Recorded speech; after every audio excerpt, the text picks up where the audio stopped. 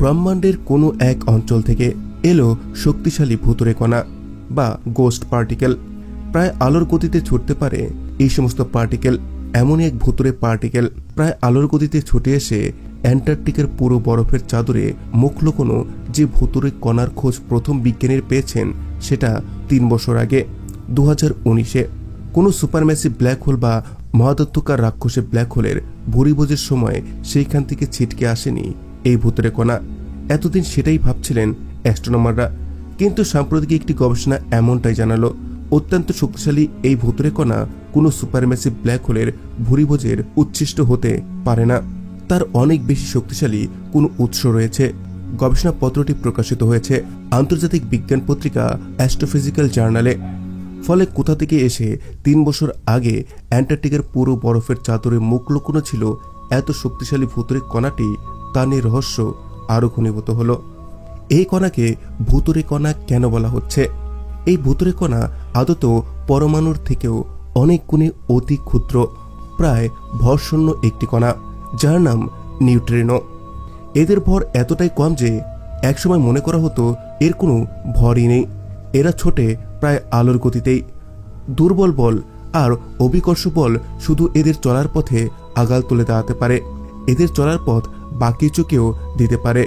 ব্রহ্মাণ্ডের আর অন্য কোনো কণা, পদার্থ, বস্তু বা তরঙ্গকে এরা তোয়াক্কাই করে না। প্রতি মুহূর্তে আমাদের ত্বক ফুঁড়ে কোটি কোটি ভুতুড়ে কণা বেড়ে যাচ্ছে শরীর থেকে, আমরা বুঝতেই পারছি না। এরা আসে ব্রহ্মাণ্ডের বিভিন্ন প্রান্ত থেকে, মহাদত্তকার কৃষ্ণগহ্বরের ভুরিভোজের উচ্ছিষ্ট থেকে বা অন্যান্য অজানা সব উৎস থেকে।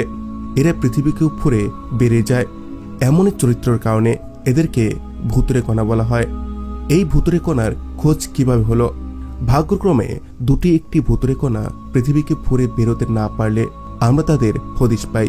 যেমন পাওয়া গিয়েছে 2019 সালের 1 অক্টোবর অ্যান্টার্কটিকার পুরো বরফের চাদরে মুখ লুকিয়েছিল এই ভুতুড়ে কণাটি, যা ধরা পড়েছিল অ্যান্টার্কটিকায় বসানো আইস কিউব নিউট্রিনো ডিটেক্টরে।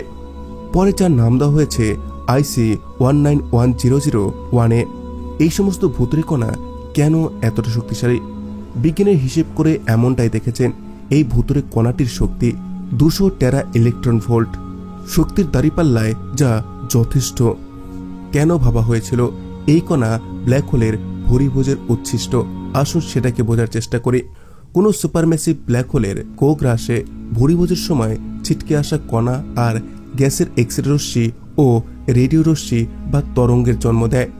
তেমন একটি রেডিও তরঙ্গ ধরা পড়েছিল 2019 সালের 9 এপ্রিল, যার নাম AT2019TSG। হিসেব করে ওই সময় অ্যাস্ট্রোনমাররা এমনটাই জানান, এই রেডিও তরঙ্গটি আসছে 75 কোটি আলোকবর্ষ দূরের একটি ছায়াপথ থেকে। সেই ছায়াপথের প্রায় কেন্দ্রে রয়েছে একটি সুপার ম্যাসিভ ব্ল্যাক হোল।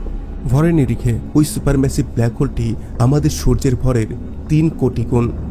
সেই সুপার ম্যাসিভ ব্ল্যাক হোলটির কোগ্রাসে একটি তারাকে খাওয়ার সময় ভুরিভোজের উচ্ছিষ্ট হয়ে বেরিয়ে আসা কণা ও গ্যাসের এই রেডিও তরঙ্গের জন্ম দিয়েছে। সেইখান থেকেই বেরিয়ে আসে এই অতি শক্তিশালী ভূতের কণা, যা এসে মুখ লুকিয়েছিল অ্যান্টার্কটিকার পুরো বরফের চাদরে। রেডিও তরঙ্গের হদিশ মেলার 6 মাস পর যার সন্ধান মেলে অ্যান্টার্কটিকার বরফের চাদরের অন্দরে। তাই বিজ্ঞানীদের ধারণা ছিল রেডিও তরঙ্গ আর এই শক্তিশালী ভুতুড়ে কণার মধ্যে কোনো একটি সম্পর্ক অবশ্যই রয়েছে, কারণ তাদের উৎস একই। কিন্তু কিভাবে বিজ্ঞানীদের ভুল ভাঙল? বিজ্ঞানীরা দেখেছেন রেডিও তরঙ্গ যতটা শক্তিশালী হলে এত শক্তিশালী কণার জন্ম দিতে পারে। এখন দেখা যাচ্ছে সেই তরঙ্গ ততটা শক্তিশালী ছিল না। তরঙ্গের হদিশ মেলার 6 মাস পর এত শক্তিশালী ভুতুড়ে কণার সন্ধান মেলে অ্যান্টার্কটিকার আইস কিউব নিউট্রিনো ডিটেক্টরে। রেডিও তরঙ্গ যেহেতু দুর্বল ছিল, তাই 6 মাস পর সেই একই উৎস থেকে অত্যন্ত শক্তিশালী কোনো নিউট্রিনো বেরিয়ে আসতে পারে না। তাই নিশ্চিত এর অন্য কোনো উৎস রয়েছে, যা এখন আমাদের খুঁজে বের করতে হবে। ফলে খুবই শক্তিশালী ভুতুড়ে কণার উৎস নিয়ে রহস্য আরও ঘনীভূত হলো। সো বন্ধুরা, এই লেটেস্ট আপডেটটি আপনার কাছে কেমন লাগলো সেটি আপনি আমাকে অবশ্যই কমেন্টে জানাবেন। চ্যানেলটিতে নতুন হয়ে থাকলে সাবস্ক্রাইব করে বেল আইকনে ক্লিক করুন। Thanks for watching. Take care. Bye by.